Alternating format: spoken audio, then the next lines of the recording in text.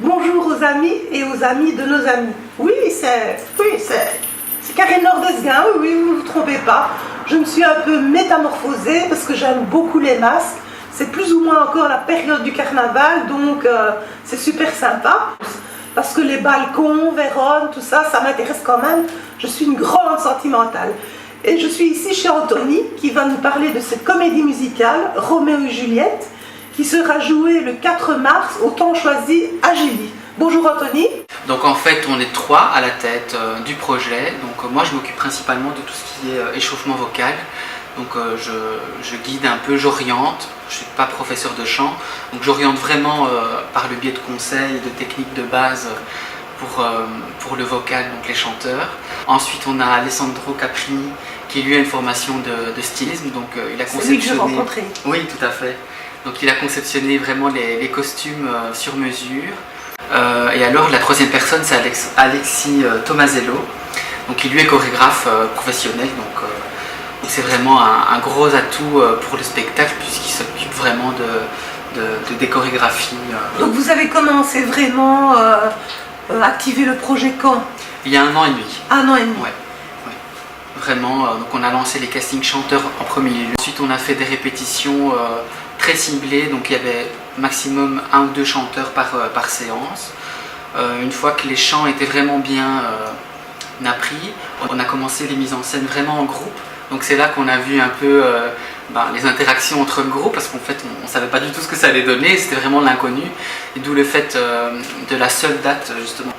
Alors au total vous êtes plus ou moins combien? On est 22. 22. Oui. Combien de filles, combien de garçons? Oh, moitié-moitié, plus ou moins. Et les âges, plus ou moins aussi? Oui, donc c'est vraiment un panel de personnes qui vient d'univers complètement différents. Mais qui connaissent tous la musique, qui connaissent tous oui. le chant quand même. Oui, quand même, oui. Oui. Ils connaissent tous la musique, oui. Le chant. Mais il y en a qui ont fait plus de scènes que d'autres, qui dansent plus aussi que d'autres, oui. Qui pratiquent plus d'heures que d'autres. Mais de toute manière, en tout cas moi, d'un regard très extérieur par rapport au groupe, chacun y trouve vraiment son compte par rapport à chaque personne. Et en fait, c'est là qu'on se dit, c'est ça qu'on veut, quoi. C'est ça, ouais. C'est vraiment ça qu'on veut, que chacun puisse donner son avis, parce que nous, on est très très ouverts. Et je ne veux pas que ça aille toujours dans un sens, je veux vraiment que chaque personne puisse s'exprimer comme il est. Un personnage évidemment, donc c'est pas eux, mais je veux vraiment retrouver la personne dans ce personnage, et aussi qu'il puisse être mis en valeur vraiment le maximum possible. On va être sous les feux des projecteurs devant 600 personnes, parce que la salle est bientôt vraiment comble, et donc je veux vraiment que chacun se sente à l'aise avec leur discipline et qu'ils en tirent le meilleur de l'expérience possible. Alors on va parler un peu pognon, vous êtes autofinancé? Oui. Oui, entièrement. C'est pas trop difficile ça? Au début c'est assez difficile. Après, ce qui est beaucoup plus facilitant, c'est le fait que ce sont des frais qui sont faits et générés au fur et à mesure. Okay. On ne sort pas toute une somme d'un coup. C'est ce qui nous a aidé, sinon on n'aurait pas su réaliser justement ce projet. En moyenne 3 000 euros au moins minimum, ça c'est sûr. Après on n'a pas fait tous les calculs, mais ça s'élève minimum à ça. Donc maintenant vous êtes tout à fait prêt, on peut dire? Oui, donc là on est vraiment au stade d'effilage.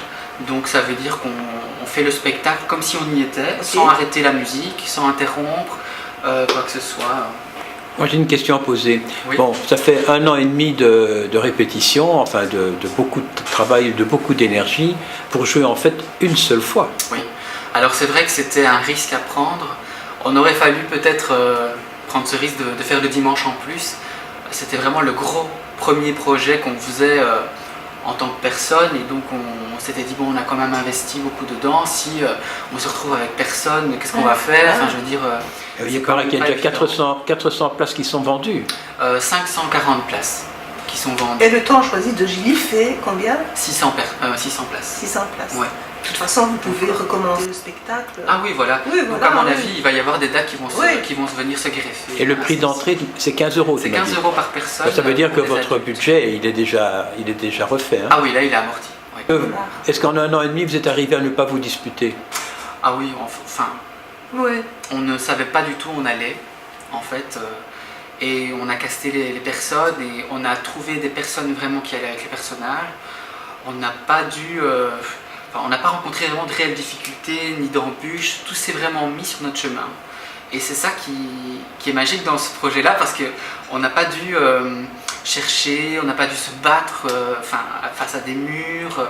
Jamais, toutes les portes nous sont vraiment ouvertes, alors qu'à l'heure actuelle, c'est quand même pas évident de monter un tel projet avec les professions de chacun. On a quand même beaucoup d'adultes qui ont des temps pleins, qui doivent aussi gérer leur vie, comme nous d'ailleurs, mais on y arrive et progressivement, on arrive vraiment à quelque chose de semi-professionnel et nous, on tend vraiment à cette qualité professionnelle à offrir au public, même si on n'est pas professionnel. Les vagues de l'océan, le silence de l'impasse,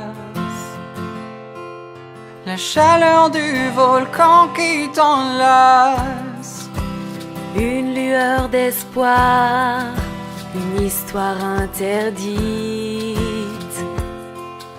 Et dans la nuit, quelqu'un prend la fuite. On fait tout pour retarder l'échéance de son histoire. On n'en est jamais rassasié. On fait tout pour ne pas sombrer.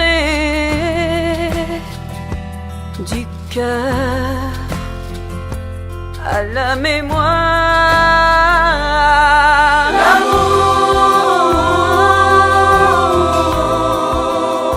On le cherche toujours, il est pourtant bien là, il est tout à la fois.